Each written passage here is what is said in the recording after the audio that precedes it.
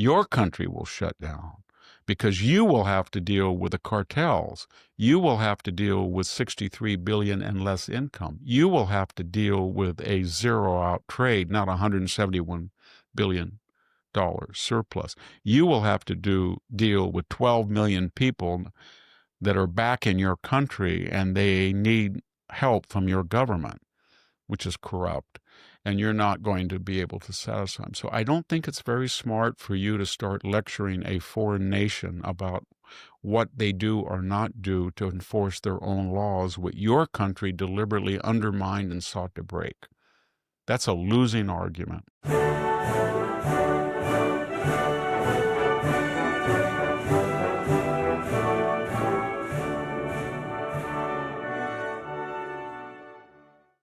Hello and welcome to the Victor Davis Hanson Show. This is our Saturday edition in which we look at a historical topic in the middle segment. And this week, Victor's going to be addressing the Second Gulf War. So stay with us for the middle segment, but we'll look at a few news stories first. And our southern neighbor's president, Sheinbaum, has given a speech recently, and we'll talk about that first. Stay with us, and we'll be right back.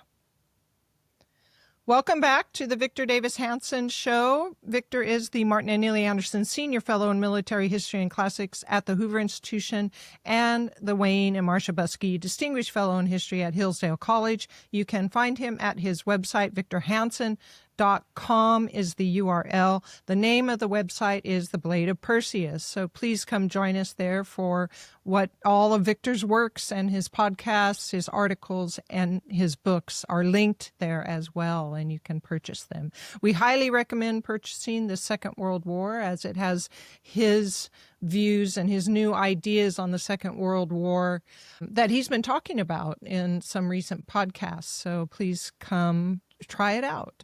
So, Victor, we have our southern neighbor's president, Sheinbaum, and she's recently given a speech where she wants to criticize the ICE raids and criminalization of illegality and illegal immigration in particular. And she claims that the United States and California in particular would not be what it is without Mexican labor in all sorts of industries and hotel service, not just hotel, but service industries and also industrial industries. And she says, if you're going to look at the fentanyl problem, it is a problem of consumption and not the cartels. And that's her argument. Yeah, I don't think anybody ever wants to go down that road. And we saw it earlier with that film, A Day Without a Mexican.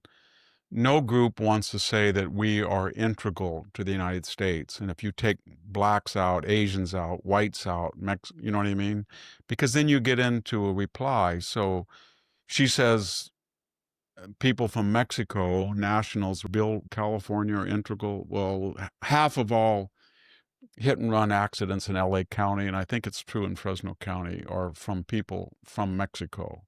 I could go on about the gangs and everything. So, and I could say that 50% of all births in California are on Medi-Cal and 40% are on Medi-Cal. And there's a large demographic from people who came from Mexico illegally on that. So I don't think that's wise. Now, when she says fentanyl is a problem of consumption, she's right superficially, but here's why she's wrong.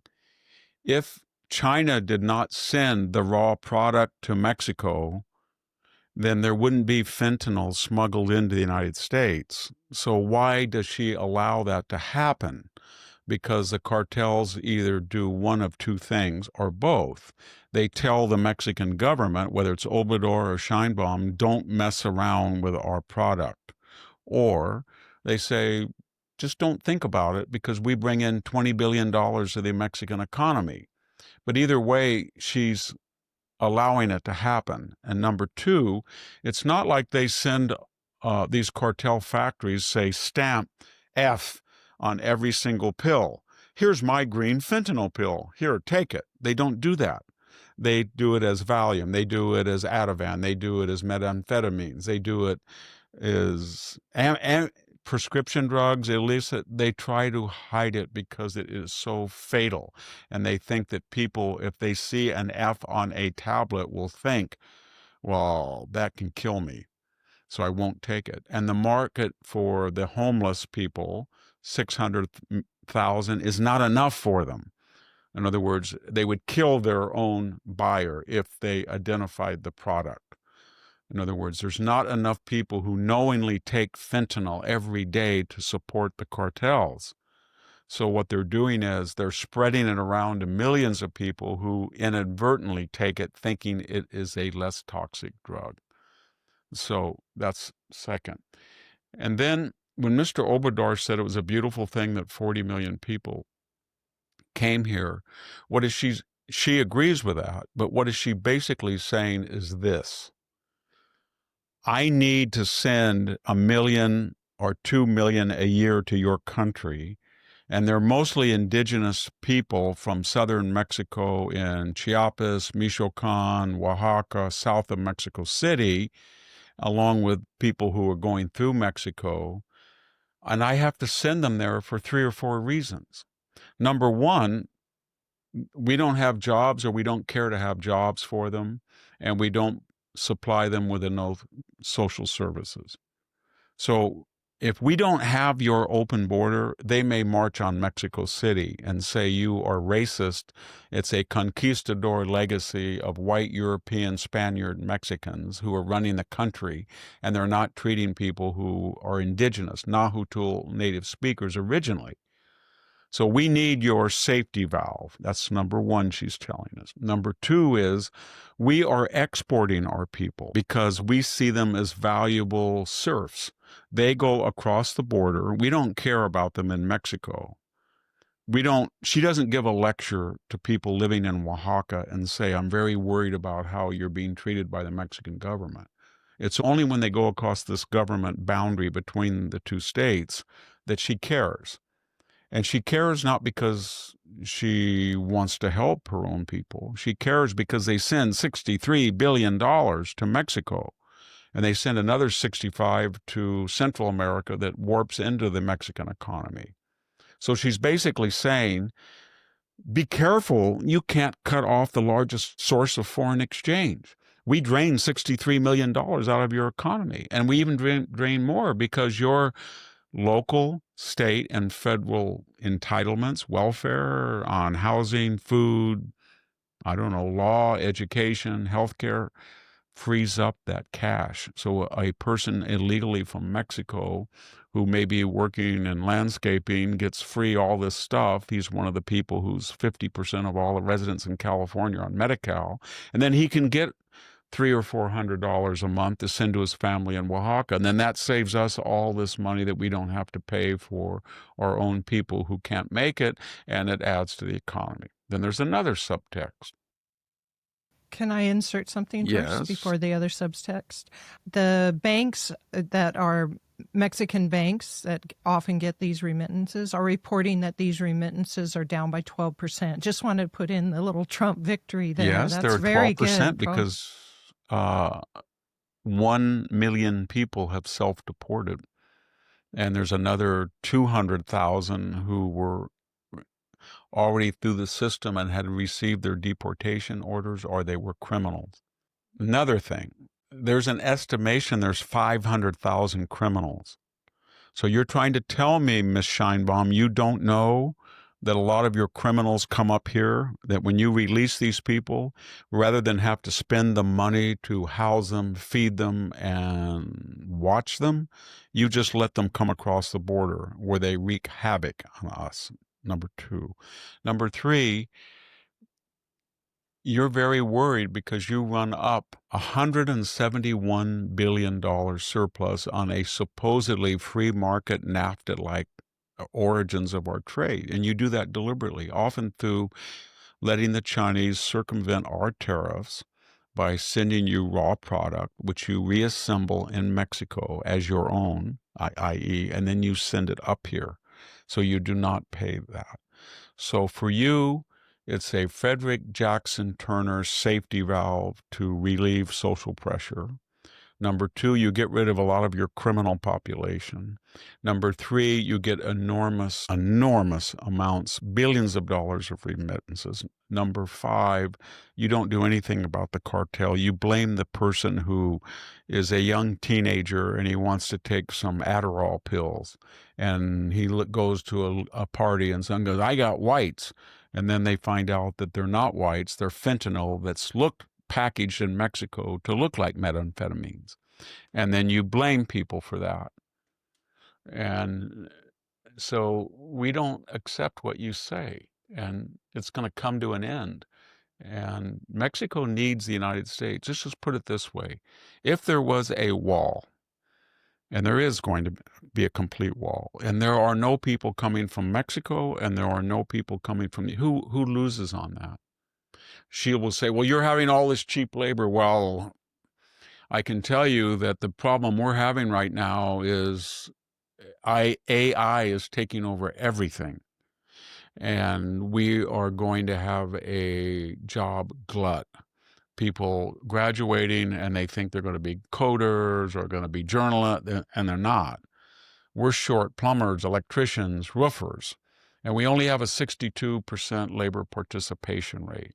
And number two, everything is being mechanized. Like I said in an earlier interview, if I look at these almonds, what they're doing today outside the window, the shaking is automatic, the sweeping is automatic, and the pickup of almonds. And one guy is doing the whole thing. One day, one day, one day. It's not Victor and his brothers and cousins out there with mallets and canvases and gunny sacks, to do. It would take us about 3 weeks to do 20 acres. Not one man in 3 days to do 40 acres. So we're mechanizing. And so don't give us these lectures that if we don't have Mexican nationals coming illegally into the United States, this country is going to shut down. We have a way to get around that. Your country will shut down because you will have to deal with the cartels. You will have to deal with 63 billion and less income. You will have to deal with a zero-out trade, not 171 billion dollars surplus. You will have to deal with 12 million people that are back in your country and they need help from your government, which is corrupt, and you're not going to be able to satisfy them. So I don't think it's very smart for you to start lecturing a foreign nation about what they do or not do to enforce their own laws, what your country deliberately undermined and sought to break. That's a losing argument. And I would redirect you, Ms. Sheinbaum, to the latest Pew poll of last year. They ask people in Mexico and people in the United States, do you have a favored or unfavorable view of the United States? In Mexico, 61% favorable after all the negative publicity. Why? Because it's a big, big money machine. And Americans, do you have a favorable? It's like 65%. No, we do not have a favorable view of Mexico. So every time you interfere in our affairs and then you play victim and say, don't interfere, you can't come across the border and tell the cartel. You are interfering. You just drive down the popularity of Mexico. And believe me, the 12 million people who came across the border, that they voted with their feet. And the 20 million that are here and will wave a Mexican flag, they're not going to go back to Mexico because your government is corrupt and you cannot provide basic, safe social services, the rule of law, etc. in that country. Half the country is run by the cartel's money. Yeah, so She should not lecture the United States. That's only going to get people angry. And we can see by her lectures that Donald Trump is being successful because I wouldn't lecture Donald Trump. I think that is a very stupid thing to do when you have so much vulnerability and he has so much leverage over Mexico. He really does. I mean, she's trying to tell me that in 2021, when Joe Biden entered office, the United States was just crippled because it didn't have an extra 12 million illegal aliens. 4 years later, it had 12 million illegal aliens. The crime rate had soared in 21 and 22. And our deficits, state, local, and federal, have soared. And she's telling us that 12 million people who came across the southern border is essential to us. I think I like 2020 better than 2025, if you want to ask me, Professor Sheinbaum. So, Victor, we had a case a while ago where a climatologist, Michael Mann, brought defamation charges against Mark Stein. And the case has gone through the courts, and a recent judge has reduced $1 million defamation fee that Mark Stein was charged to only $5,000 because he found that the climatologist Michael Mann, he's at the University of Pennsylvania, had inconsistencies and misleading information in his case against It was Michael. the so-called hockey stick that global warming looked like the handle on a hockey stick, and then the edge or the paddle part just soared because of global warming. And Mark Stein and he's a comedian, he's a satirist, and he had made fun of that. And Michael Mann got a lot of left-wing money behind him and thought he was going to make Mark Stein pay as an example so no one would ever criticize or suggest that the climate change advocacy of Michael Mann was flawed. It was a long case. Mark Stein started out that case fairly healthy, and now he's had a whole slew of health problems because the lawsuit threatened to ruin him financially. It tied up all of his time. He was one of the marquee columnists. So it did a lot of damage to Mark Stein, and it was unnecessary. I'm glad that Mark, whom I know and like, I'm glad that he won. But it's sad that it took that long to have it. And the thing about climate change is there's one central truth to it. Europe is destroying its economy through quote unquote renewables. Germany especially, they're getting this very, very expensive kilowatt per hour as a result of shutting down coal, natural gas, oil, not developing nuclear or new hydroelectric. And China is just going full blast. They're going to build in China on the Tibetan border the largest hydroelectric plant in history, bigger than the Three Gorges project. It's going to be able to produce enough hydroelectric for probably 50 million, and it's going to alter the environment. They're going to build a huge tunnel. They're going to do everything. It's on the border with India. The Indians are very upset, but China doesn't care. But what it does do, it keeps lecturing the United States about its sins in Europe. And so the United States and Europe then spend a lot of money and become less productive because of their energy cost, while China feels, well, they're going to cut their emissions and we'll just triple ours and do it cheaply, and then we'll get an edge in trade and production, and maybe the world won't get that hot because the other 1.4 billion people, they will do what's necessary, but we're not. And then they dress that asymmetry with, oh, you had the Industrial Revolution. You did all before we did. Now you're changing the rules when we industrialized. No, when you were not industrialized and you wanted a steam engine or you wanted a shovel, you imported it and somebody had to produce it in their country. So it wasn't just the West that was releasing emissions for itself. It was releasing emissions in the 19th century and early 20th century for the whole world. It got industrial products from the West. And if you thought that emissions were so bad, nobody forced you to buy them or import them.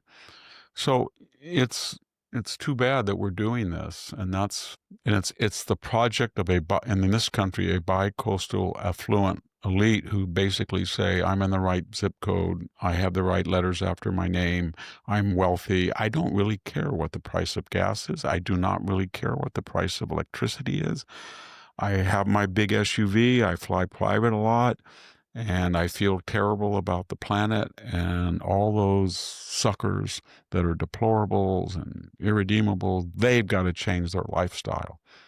Get rid of those Winnebagos, you guys. Get rid of that jet skis. Get a sailboat like ours. Well, let's turn then last before we go to a break and then to the second Gulf War. The Teamsters have made a switch, and if you ask me, it's a long needed one, of financial support, and they're starting to support Republican candidates as their constituency would like. So I thought that was a great victory for Donald Trump in a way, that the Teamsters now, and a fundamental change culturally that we're seeing, that I feel like you should just add that to all of the disparate problems that the Democratic Party is having, and lack of leadership, et cetera. And now we see some very serious results from that. And I think the Teamsters are one Donald of them. Trump's greatest legacy, he broke the Democratic Party and he exposed it for what it was. It was a bi-coastal elite party with a bunch of billionaires who spend lavishly and a bunch of subsidized poor and a professional class that feels frustrated. They make $200,000 and $300,000 a year, but they live in these blue cities that are very expensive and they can't buy their beautiful home.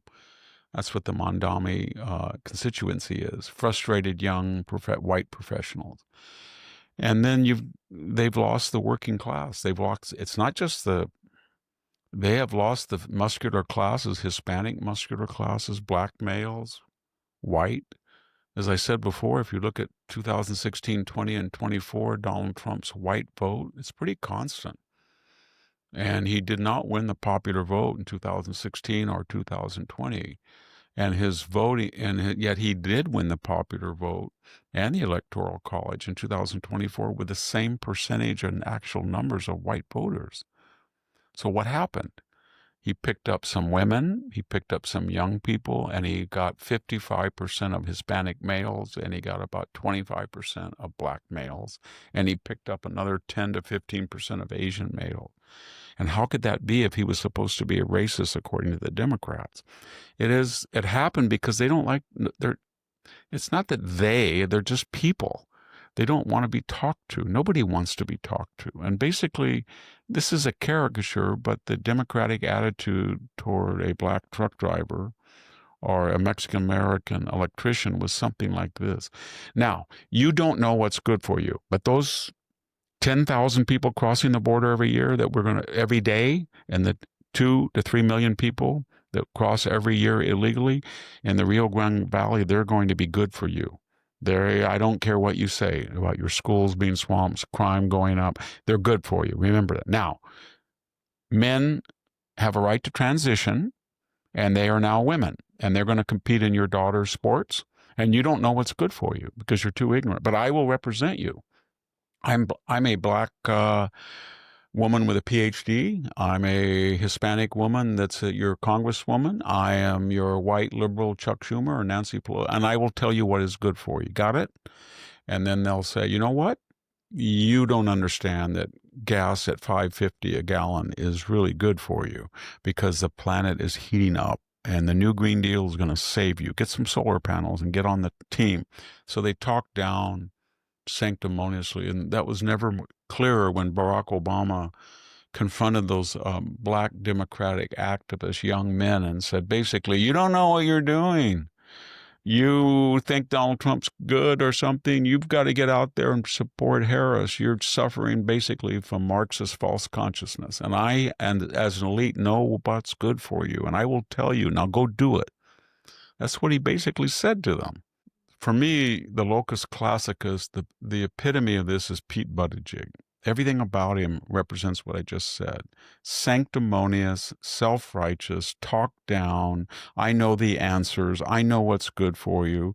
I am the transportation secretary. I don't think California is suffering from not enough freeways or it's too crowded. It's suffering from racist legacies of clover leaves. And I'm going to make non-racist clover. Nobody wants that. And that's what the Democratic Party, it's a Karen scold. Well, to add to it, you find out so many things they say are lies. And I think that's even more. I think they might tolerate the Karen scold if this Karen scold wasn't gaslighting them or essentially lying to them. But So, Well, it is. Jasmine Crockett is like a gift. It's a Christmas gift to the Republicans. It was gift wrapped. I mean, here's this preppy woman who went to prep school in Atlanta from upper middle class parents. And then she gets in the house from Texas and she doesn't do anything other than spout off about Donald Trump and white people in this fake inner city patois. And she intersplices the F word, the SHIT word, and she's vulgar. And she screams about all the offenses that she suffered as a proud black woman. And it's just everybody who watches that, black males, Hispanic male, they don't like it. Nobody does. And yet and then there was Elizabeth Warren. I mean, remember when she ran for president? She opened a refrigerator to get a beer in that commercial. Hey, everybody, open refrigerator. It was like she was reading a placard. Elizabeth, open refrigerator slowly. Go in. That thing on this shelf is a beer bottle. Open it. She comes over and goes, boom. I am drinking a beer. I am one of you. I am a non-elite Harvard former law professor who faked a Native American ding. Haha. And then she's back again with Mamdani. So they're sitting on a park bench, and then the script says, laugh and kid around with Mamdani to show your real. Oh, Mamdani. It's so fake. I did an interview today with Senator Eric Schmidt. And he's a really good guy. He's very smart. I really like him. And he made a good point. I was talking about this performance art, with smashing watermelons, Hikem Jeffrey with his Hercules club, Spartacus out there. I am Spartacus. No, I am Spartacus. That kind of stuff, his filibuster. And he said, I said, it's performance art. And he said, yeah, but it's fake performance art. They don't even believe it. It's just fake. It is. It really is. just before we go to break, I want to be sure nobody forgets Hillary and the Boilermaker in West Virginia. Just saying. So Elizabeth's not the only one. You remember the Sojourner Truth? Hi, everybody. I'm so tired. I didn't get off. I didn't come this far just to stop now, everybody. Hillary, the Southern drawl, Boilermaker. They didn't Barack Obama in the primary call her Annie Oakley because she started shooting rifles at the range. That is the most fake candidate we've ever seen. Bill could pull it off because he was actually from a poor family and dysfunctional, and he had those appetites that were dysfunctional. But she tried to act like she was lower middle class. And she couldn't get rid of her upper middle class. Snobby, Wesleyan. Yeah. All right, let's go to a break, Victor. Excuse me. And we'll come back and talk a little bit about the second Gulf War. So stay with us and we'll be back. If you're a homeowner, you need to listen to this. In today's AI and cyber world, scammers are stealing home titles and your equity is the target. Here's how it works. Criminals forge your signature on one document, use a fake notary stamp, pay a small fee with your county, and just like that, your home title has been transferred out of your name. Then they take out loans using your equity or even sell your property, and you won't even know it's happened until you get a collection or foreclosure notice. So when's the last time you checked on your home title? If your answer is never, you need to do something about it right now. That's why I've partnered with Home Title Lock so that you can find out today if you've already been a victim. Go to HometitleLock.com/Victor to get a free title history report and a free trial of their $1 million triple lock protection. That's 24/7 monitoring of your title, urgent alerts to any changes, and if fraud does happen, they'll spend up to $1 million to fix it. Don't be a victim. Protect your equity today. That's HometitleLock.com/Victor. And we'd like to thank Home Title Lock for sponsoring the Victor Davis Hanson Show. Welcome back to the Victor Davis Hanson Show. You can find Victor on X. His handle is @VDHanson, and you can find him on Facebook at Hanson's Morning Cup. So if the social media is the place you find news, please add Victor to your following. All right, Victor. So anxious or interested in hearing about the Second Gulf War, which went on after 9/11, I believe. So Yes, there were two elements: the 2022 November invasion of Afghanistan, which wasn't really in the Gulf. We'll just call that, and I'll get to that. So when we say Second Gulf War, we're talking primarily about Iraq. And so on March 20th of 2003, the United States invaded Saddam Hussein's Iraq. They did so for a variety of reasons. They didn't get UN support to do it as they had for Afghanistan, because the French and everybody were not on board. Now, why did they go in? They went in because they felt that after 9/11, they were going to destroy radical Islam that had caused that, bin Laden, and they believed there were particular governments that were secretly using terrorists. And in the case of Saddam Hussein, they said things that were true and not true, they being the Bush administration. They said that he was sponsoring terrorists that had been involved in the First World Trade.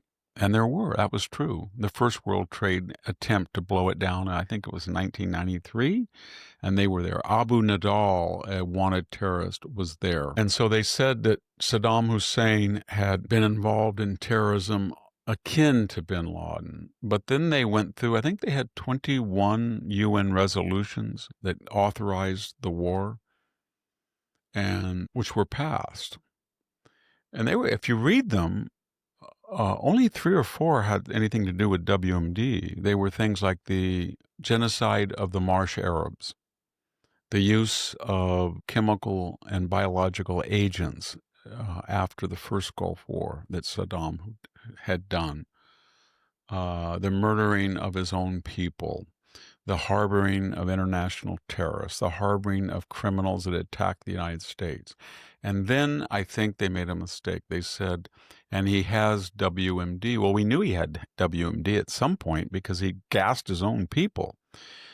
But they made such a big deal that that was the only real reason, because it was an existential threat. And they thought that the other legitimate reasons why he might be an enemy, but maybe not justified a preemptive attack, they didn't showcase. So they had an argument that the UN had approved, but they didn't showcase it. So the nerve gas, this was all in the fall of 2002. And that period when they invaded in March 20th, they didn't find it. Now, we don't know what happened to it. He either got rid of it, or there was these narratives that there were trucks in the night that were taking it to Bashar Assad. Syria could have happened. I don't know if it did. But that was a fundamental weakness, that they had said, we're going into Iraq not for prior things he did, but to prevent what he might do if he has his chemical and biological weapons. And then they said he was actively making a bomb. Well, the Israelis had already in the past hit that. And then there was yellow cake, and there was no evidence that he was on his way to get a bomb. Not that he wouldn't want one, or not that he wasn't trying. So the reasons that you might have a case for him to be removed were not emphasized, and the reasons that you did emphasize could not be adjudicated and documented. So then we went in, and it was absolutely George Patton from France all the way to the Rhine. It was brilliant. Thunder Road. They just went in there, they landed, and they toppled the statue, and in 3 weeks, they destroyed the government and they destroyed the military. And when that statue topped, there was legitimate jubilation. And then by April, mission accomplished, everybody was happy, and then it was like, well, now what? Obviously, if the United States planned such a brilliant invasion, they've got 25 million people. They've got all this oil. They got rid of Saddam. The people are happy. And what happened? There was no plan for reconstruction. They had a general who was going to do it. They got rid of him, and then it was going to be democracy, democracy, democracy. And then by 2004, we started to see the roadside bombs. Iran started to send shaped charges in, roadside bombs, rockets. There was the Ba'athist pushback from scattered Ba'athist people. There was ISIS. There were all these contingents that were attacking the United States. The United States was trying to create a consensual government, which it did. And the problem was that it was a Shia majority country, and the Shia majorities looked to whom for support? Our archenemy, Iran. And Saddam was a minority Sunni leader, but had put a lid on Iran. He'd been at war with him. So we were in this very weird position of trying to say, if we free Iraq and people like it, maybe it'll spread to Syria. Maybe they'll have an Arab Spring there. Maybe they will want to overthrow the Irans. Or the pessimistic view, Iran loves what's happening because you got rid of this Sunni killer, and now our Shia can take over and be an extension of us. And that's what happened. That said, by 2006 and 7, and I went once for a brief embed on Black Hawk helicopters and inspecting things with a group of Americans, and then I went back the next year with just one person, and I was attached to H.R. McMaster's inspection tour for a few days. And it was very clear to me that this was during the surge when we had been taking away troops. The 2008 election was on the horizon. And remember, there's Howard Dean, and we're going to go to Washington. We're going to go, and we're going to win the election. And then John Kerry had stepped in 2004. That was a 2004, and got rid of him, and he lost. But that was the issue that brought Obama to the fore. He was in the Senate saying, this is not going to work. This is terrible. And he had some points, and the surge worked. So when I went over there, I thought, wow, what's going on with this surge? And then I discovered what was going on. All the journalists were shown that the Americans were putting little parks in Baghdad, and they had the Bechtel Corporation building really sophisticated generators and energy production. I never quite understood. I was taken out to look at one of them. It's much better than anything in California we were building. It was just crazy. And then I looked at a row once of Humvees. It was endless. I couldn't see the end. I was on upstairs of a building. I thought, oh my God. And then I saw all these poor kids that were there fighting, and they had won. But the weird thing was they were telling everybody that they were nation building, but they had let people like Stanley McChrystal go wild, and they were killing Ba'athist and ISIS type people. And that's what broke the back of the resistance. So by 2008, during the campaign season, there were fewer people dying, Americans. We lost 4,600 dead, but most of those were prior to 2008. So in 2008, Obama didn't have a signature campaign anymore because he was saying that John McCain is for the war. And John McCain was running against Obama, and he was saying, well, I wouldn't have gone in there, but, folks, let me tell you, folks, we can win. We always got to win, and we're winning. We won. It was stupid Donald Rumsfeld and his tactics, but now we got the surge, and I'm for the surge, and the surge worked, and there is no resistance. And the actual deaths per day by the middle of the 2008 campaign, there were more in accidents in the military on an average day, 3 or 4, than there were in Iraq. So Obama did not really have an issue against McCain, except in September, the economy melted down. So if you go back and look at that campaign, basically it was all about the near depression that we were in after September. But what we don't say is that he ran on that we're in a depression. But September, October, November, December, January, 5 months later, we weren't. We were starting to recover already, and we would have recovered quickly if he hadn't have kind of nationalized the economy. But the point I'm making, he didn't really run on the war anymore. And when he came into office in 2009, there was hardly any violence, and there was a consensual government. We had a residual force of about 30 or 40,000, and he started to yank them. And uh, he had been against the surge. The surge had worked, and he started yanking them out. And by 2010, 11, they were all gone. And guess what? ISIS came over, and Obama said, "We're not really worried about. We're not really worried about ISIS. They're the JVs. We don't around here. We call them the JVs. Well, they weren't the JVs, and so they took over Iraq gradually. And so when Donald Trump came in 2017, you remember those horrific, they put people in orange jumpsuits and they beheaded them on the beach. It's horrible what they did. They ran half the country. And then Trump came in and just basically told the Air Force and the spotters, we'll just bomb the blank out of them. And there's no holes barred. And within like 6 months, they destroyed ISIS. And Baghdadi was always screaming and yelling, they thought he was, and they killed him. Soleimani was giving them shape shot, they killed him. So that was tragic that if you're going to go in there and you're going to fight and lose all those Americans, and then you have this surge to break the back of the resistance, which they did under David Petraeus, and then what happened? In a weird way, every single person that was involved in the war for reasons that were legitimate or illegitimate, good or bad, sad or good, tragic or not, they all ended up poorly. Tommy Franks was kind of attacked. If you remember, David Petraeus, after he was like the hero, and the Obama administration was terrified that he was going to run in 2012. He was our national icon. I think Lindsey Graham was suggesting he get a fifth star like MacArthur, or Omar Bradley, etc. And then suddenly Petraeus imploded with the charges against him. And then when you looked at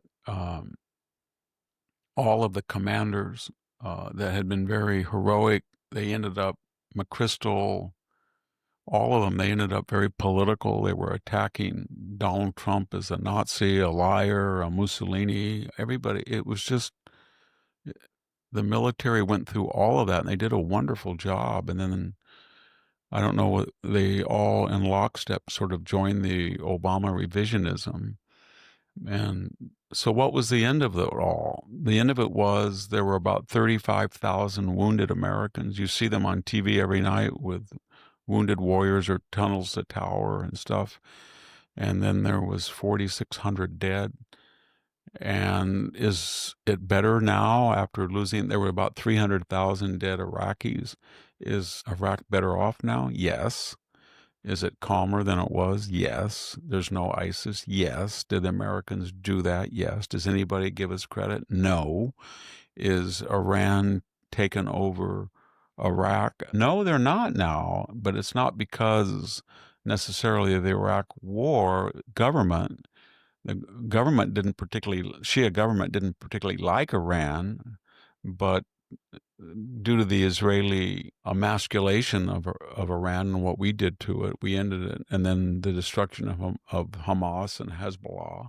Suddenly now the Iraqi government is sort of free because they look around and there's no Assad dynasty in Syria, and Lebanon doesn't have a Hezbollah. It's not grabbed it by the throat, and Iran has no way to resupply anybody because they don't have any air defenses and anybody can stop them. They're not afraid of them anymore.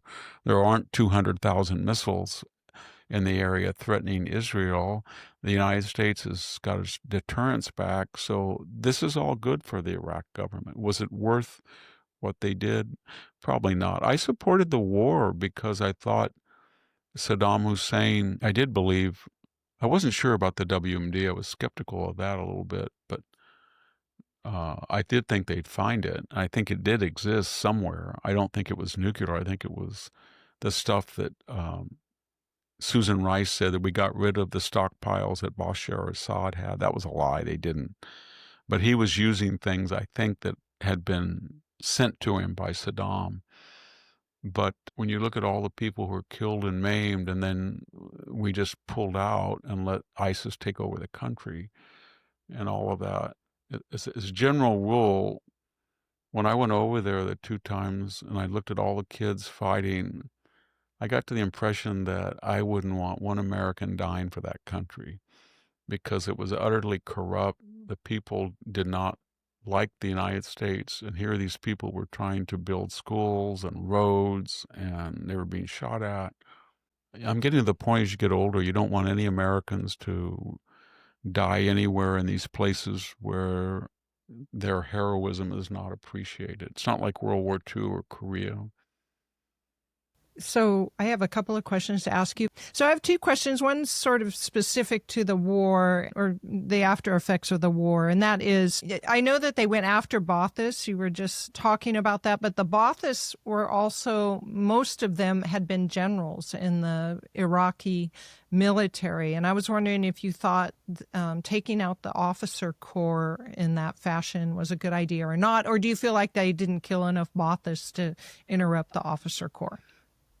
Well, when you took away the Ba'athist Party and the echelon of the Iraq army, they were kind of veterans. They had fought for 10 years against Iran, and they kind of won that war. I mean, Iran was the one that asked for the armistice and lost twice as number of casualties, even though it had twice, 2.5 times the population. You have to replace something with something. And the problem was, once you said, it was kind of like they were influenced by World War II. So they came in, and in World War II, they said there's not going to be any Nazification. They relieved Patton from command post-war because he said in Bavaria, he was proconsul of Bavaria with the Third Army. I don't have anybody else but people who fought. I don't know if they're all Nazis or not, but I'm not going to have a litmus test for the mayor or the water guy or the power guy. I need these people, or the police. But we denazified immediately. And it took a long time, but then we were there with these huge amounts of troops from different countries, and we had destroyed Nazism. When we went in there, we didn't destroy Baathism. We got rid of Saddam and we did some damage. But then the question is, well, who's going to be the police? Who's going to run the sewer plant? Well, they were all Ba'athist bureaucrats. So rather than just keep them there, we kind of got and said, we're going to get rid of all of them. And there was nobody to replace them. And we had no plan. And we didn't have enough troops. We only went in there about 175,000. And this is a huge country. And we hadn't really defeated it like we did Germany. And so we were basically trying to imprint a foreign solution on a people that had not been defeated or had not really suffered that much at that time. And then they felt that we were foreign interlopers. And then another problem was we had gone in November to Afghanistan, and everybody said that was the graveyard of empires. Excuse me, in September we went in, late September, as I recall. But by the first of the year, the Taliban was gone, and Al-Qaeda and bin Laden were gone, and we were controlling, everybody was happy. And so rather than just stay there and fix that, we redirected all of our military and foreign aid and everything to the Iraq problem. And when we did that, the Taliban started to resurface, and they started to cause problems. The other problem was we looked at Iraq and we said to ourselves, this is the big problem. Saddam Hussein, he might have a nuclear weapon. He's got oil. Afghanistan was the easy thing. So we've got to go into Iraq now. And we had it backwards. The problem was going into Afghanistan and trying to do something because Iraq was flat. And we had shown in the first Gulf War, you had control of the whole airspaces. It had a port on the Persian Gulf. You could bring in things by water. You had people in the area that were friendly to you, such as the Gulf states and Jordan, etc. And you had a pretty educated population you could work with, the Iraqis, and they had been secularized in some part by Saddam. You go into Afghanistan, it was landlocked, it was mountainous, it was cloudy. The Taliban were pre-modern. You had people in Iran and Pakistan that hated our guts, that were helping, and you never knew what was going on. So it was always much harder. So when we went into Iraq, that thing just erupted again, and we were there for 20 years. So the irony was that we had gone into Afghanistan in 2002 and felt we won the war, and it was over with, and the Taliban were gone, and now we've done this great thing, we'll just tiptoe in. And Iraq was the same thing. So you had people in the Bush administration said, well, we got rid of the Taliban, the graveyard of empires in Afghanistan, and then we just went right into Iraq, and he got rid of him in 3 weeks. And now we're going to go into Syria if we have to. We're going to democratize and do the whole thing. And you think, well, each time you go to a different place, the other place is not pacified, because you really didn't show a level of force to deter your enemies, and they're going to pop up behind you. And that's what happened. So the irony was that although we lost more people in Iraq, it was possible to do something because of the terrain and sea power and sea supply, I should say, and air power and the population. Today, Iraq is much better off than Afghanistan. Afghanistan, we were there for 20 years. We thought we had solved the problem. It was just impossible to solve. You couldn't supply anything. You had to fly over enemy territory. In a lot of cases, you had a duplicitous Pakistan on the border. It was mountainous. The people were not educated. It was a nightmare, and that ended up the greatest humiliation in history of the U.S. military. I think it was what we saw in Kabul in August of 2022. Well, given all that you've said, 21, excuse me. Given all that you've said, my question is just, do you think if we had the chance to do it over, would we do it? Do you think we should do it over? No, because Donald Trump supported, he doesn't say that, but he supported going into Iraq, but very quickly he flipped and said it's not worth it. In fact, he also said that George W. Bush should be impeached, which really is a source of a lot of the anger of the Bushes at him. But he learned from it. So when he went into Iran, he was there for 30 minutes. And when he killed Soleimani, he didn't do anything. He didn't want the Americans on the ground in Syria. 200 times they were attacked, and Biden didn't do anything much. So his whole thing was, America is preeminent and cannot be defeated if you understand where the U.S. military should be deployed. It should be deployed mostly in a conventional situation. It must have air power, and it should not put troops on the ground in non-conventional terrorist insurgency. Not that we don't do it well, but it will be a forever war, and you'll never be able to maintain the support of the American people. We learned that from Vietnam. So you want to go take out Noriega? Fine. You want to go into Grenada? Fine. You want to go bomb Milosevic out? Fine. You want to go and take out the nuclear facilities in Iran? Fine. You're Reagan, you want to go bomb Libya? Fine. You want to get involved in Libya and keep bombing and doing this and this? No. You want to get involved on the ground in Iraq the way they fight? No. You want to get in the ground in Afghanistan the way they fight? No. You want to fight the way you want to fight. And then Trump basically is a businessman. So in a cost of benefit analysis, he just says to himself, I'm going into Iran. Bad deal on the ground. I'm going to take out the nuclear facilities. Bad deal if it's a tit for tat. World oil prices will go up. Well, then what's a good deal? Go in there for 30 minutes, say the war is over, make Iran great, and then let them have a performance art, symbolic little attack on our base and gutter and say they didn't touch one American hair on any American head, and the war is over. It's the end of it. And that's how he does it. A typical Republican president would have said, okay, you attacked our base and guitar, so we're going to hit you back again. And it would have been, you know what I mean? So I don't think. So the answer is no. Yes, we wouldn't do it again. Does it mean there weren't good things that came out of it? There were good things that came out of Iraq. Was it worth all of those maimed Americans and killed? I have mixed emotions, because to say it's not is horrific, because they fought so heroically, and they did get rid of Saddam Hussein, who was a monster. I don't know what he would have been doing, but he killed over 1 million people. And they did leave a consensual government finally, and it does function sort of. And Iran didn't really take it over like they thought they could, especially now. And something happened by mixing the pot in that area, because now Lebanon has a chance, Syria has somewhat of a chance, and Iraq has somewhat of a chance. But whatever I mean by it's their business, not ours. We're not going to get involved.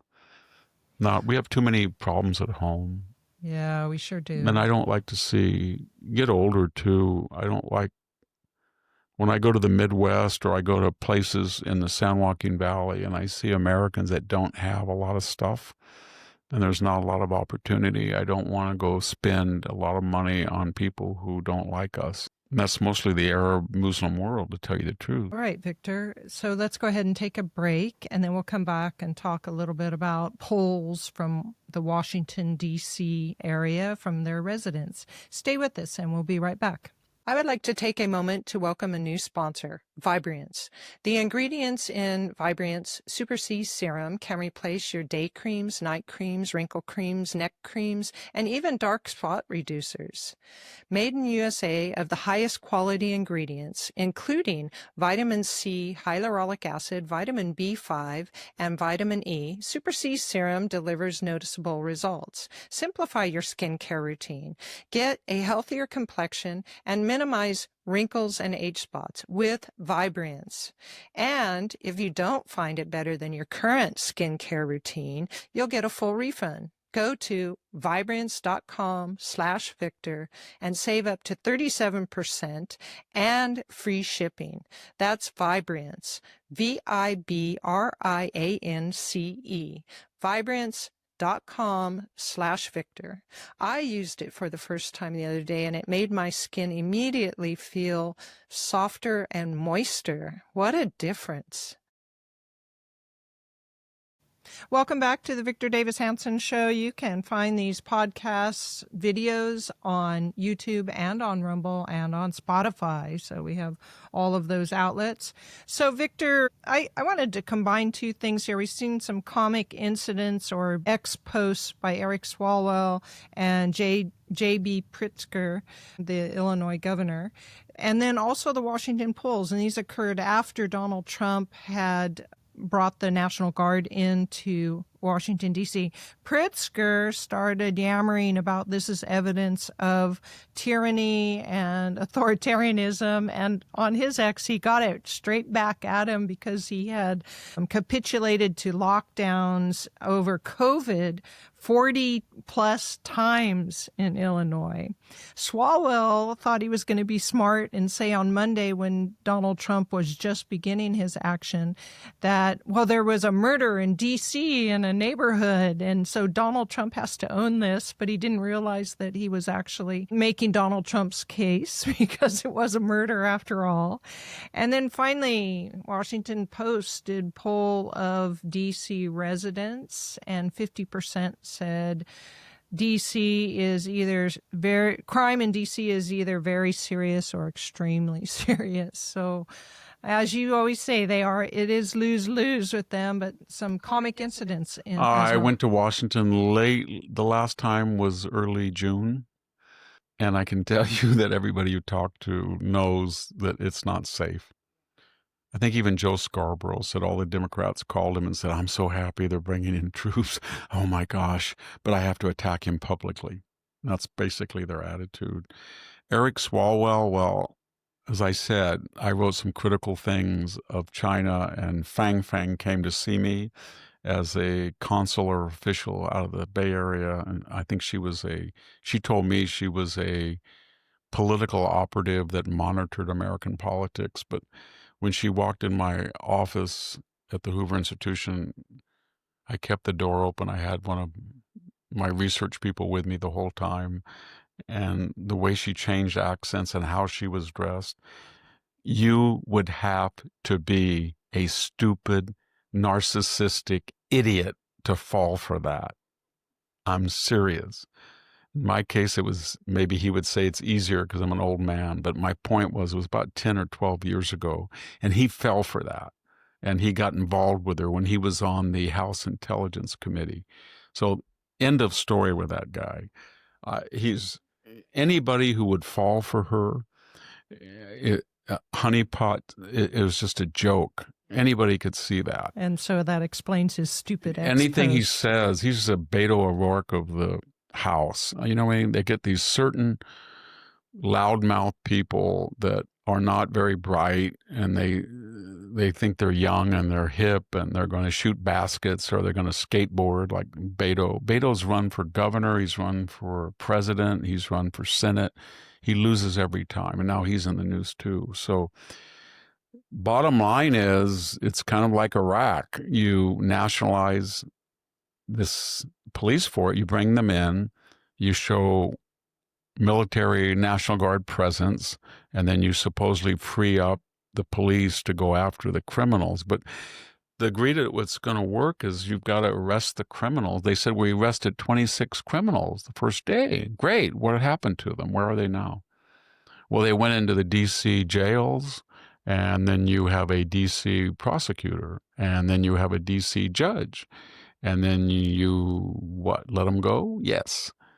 And most of the people are fronts. They're criminals that are 14, 15, and 16 below the juvenile criminal liability age. I have to be very careful here because the mayor, Muriel Bowser, she switched all over, and Karen Bass has weighed in, and the Chicago mayor has weighed in, and all of these people in the big cities have weighed in. And then we juxtapose this to, I mean, the person who was the negative foul term, big balls. Remember him? He was beaten up. So my point is this. There is a crime epidemic statistically, and they say that crime has gone down, but of course the Washington police commissioner was chastised, or they're investigating him for doctoring crime figures. And as I said earlier in a broadcast, most of these big cities do not report all of the assaults, thefts to the FBI Crime Statistics Center, because they know if they do, it's a referendum on their crime-ridden cities. Minneapolis, Baltimore, Los Angeles, they don't comply. So when they say crime is down, those statistics don't represent what's actually happening. The people know what's going on. So this is the point. If you look at this situation and you look at the statistics that we do know, that African American males, who make up about 5 to 6% of the population, they are committing about 55% of all murders. And when you look, most of them are other black men that they're killing. But when you look at assaults, when you look at theft, you have a group of about 5% of the population that's committing 50 and 60% of the crimes. Only 7 or 8% of the crimes that they commit are interracial. But of those 7 or 8%, it's about anywhere from 4 to 12 to 1 black on white, then white on black. So these are the statistics that basically, if you're going to give a generalization in these big cities, they're mostly in blue, not all. There's some a red state. Memphis, for example. Memphis, Tennessee, it's supposed to be a red city, but it's one of the most dangerous places. So, but most of them, not all, Houston's got a big crime, but most of these cities, whether they're in blue or red states, are run by left-wing people in the city council. And 12% of the population is black, but I would say 70% of the mayors of these big cities are black. And maybe that's, if you're thinking in racial terms, that's probably justified because the populations are much larger than the national average in these jurisdictions. But here's my point. The left racializes it. Al Sharpton's weighed in and said Donald Trump is a racist. And Mayor Johnson has weighed in. He's a racist. He's trying to come into an African American, but nobody on either side of the question ever wants to talk about it. How do we address this problem demographically and data-wise? What do I mean by that? If you take the 12% population of the African American, let's say 6% males, and all you said was the crime rate of black males in these cities will represent their demography nationwide, okay? Or maybe citywide. 20% of crimes will be black, 6%, no, whatever. You would not have a crime problem. And then you get into the question, well, why is it inordinately a black male problem? You can argue that's a legitimate question. You can say if you're on the left, it's the history of slavery and Jim Crow.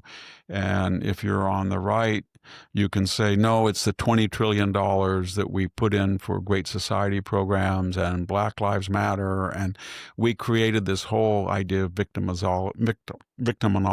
And we said the government's going to give you all these repertory programs.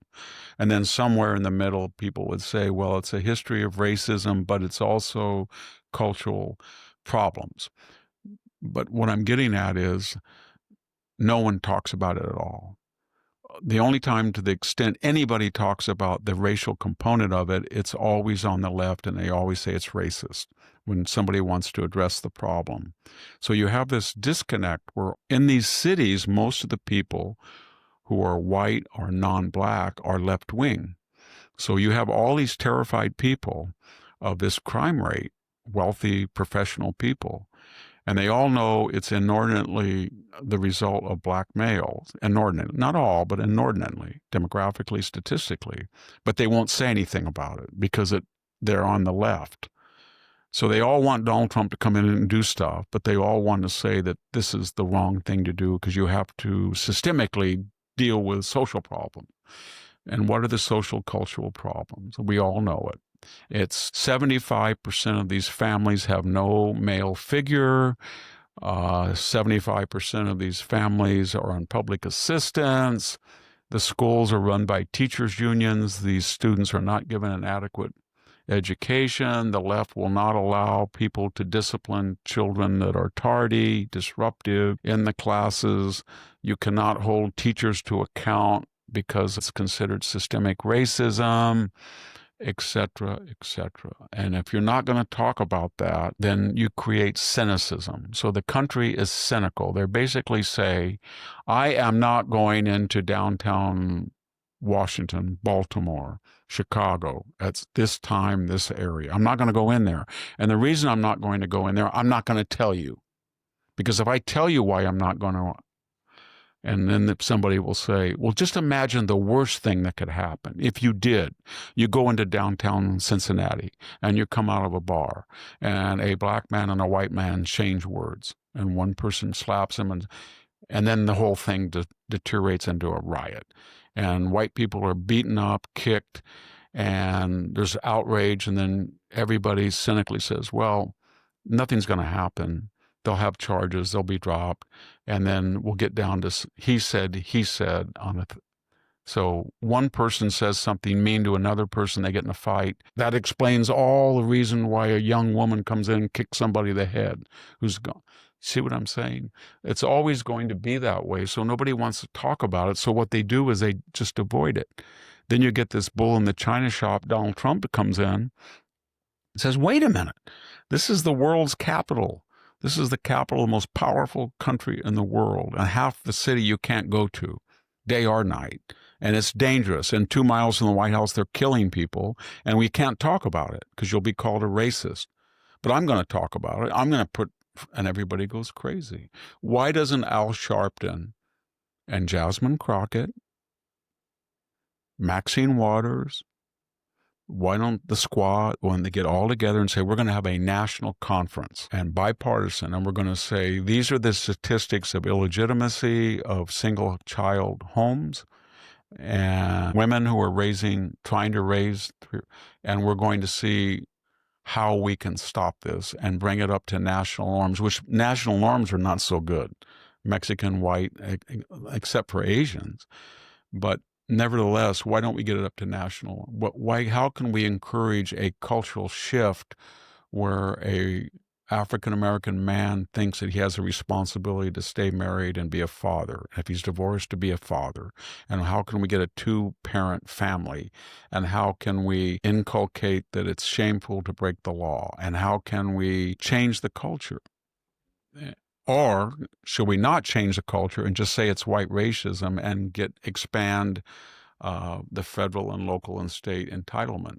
And that's what Definitely the second is easier. That's why they I'm do quoting. Tom Sowell. He said that, and he was one of the most brilliant people I ever met. And he said, when people have to go it on their own, you look at illegitimacy and divorce rates and employment, blacks were not that much different statistically from whites up till about 1964. And then the white feel bad, guilty, liberal, Great Society program and said, you don't have to keep doing what you're doing.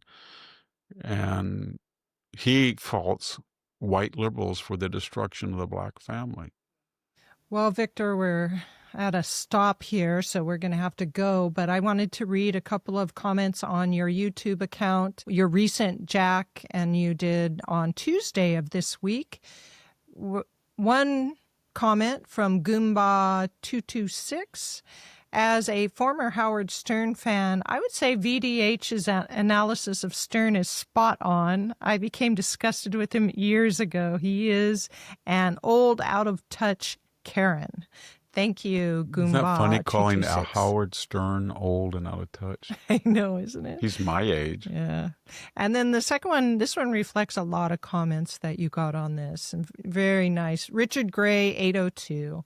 In today's world, you have, and I mean have, to be spot on and accurate on your words and statements if you're a conservative. Thank you, Mr. Hanson, for being just that. You're not biased and call it like it is on both sides. I really like you keeping it clean and calling out anyone who curses. Even though I'm guilty, I realize how right you are.